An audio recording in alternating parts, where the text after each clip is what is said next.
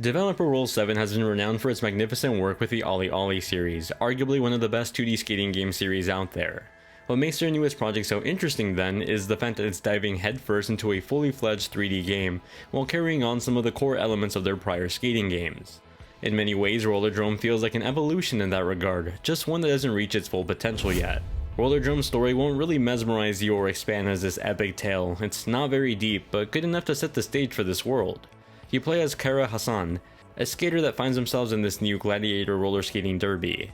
In order to keep the public engaged into the showrunner has added gun to the fun of everyday rollerblading to create this new form of really messed up entertainment.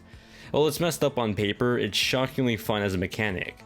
Most of the story boils down to conversations in the locker room and the environmental storytelling that gives you a bit more details as to who your competitors are and who the company running this is. Truth be told, most of that was drowned out by the shallow writing, but more importantly, the addicting gameplay.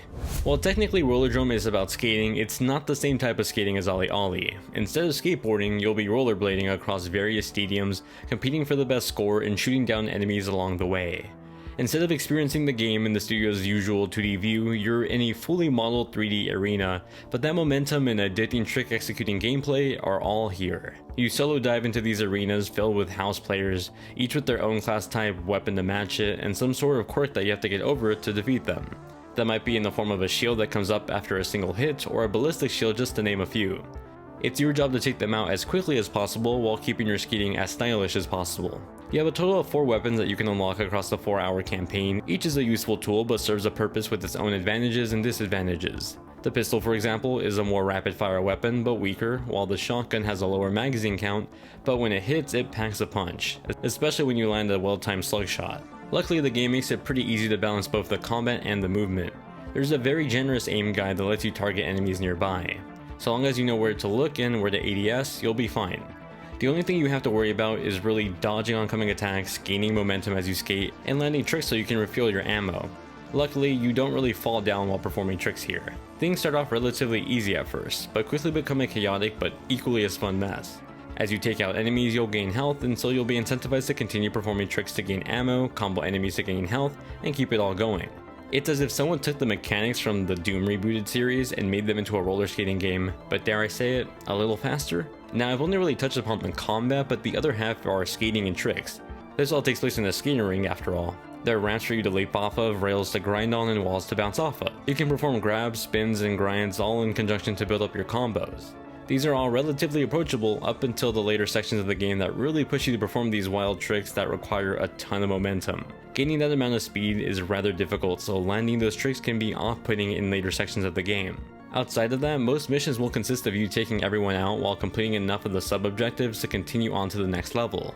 Of course, you're greatly incentivized to replay over and over again, whether it's for the new sub-objectives or simply just climbing the top of the leaderboard.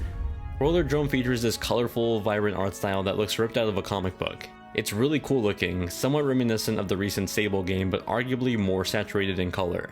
The combination of cell shading, fast-paced action, general animation was just fantastic. Playing on my PC at 4K 60, I couldn't believe how sharp everything looked. I think it was part of the sharpening effect and the outlines of characters, but Rollerdrome just looks really good.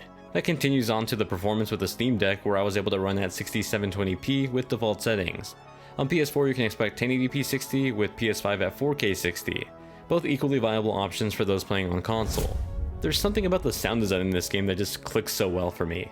The sound of the wheels on your skates landing a trick, the metal railing being grinded on, to the metal chime when you fire a bullet.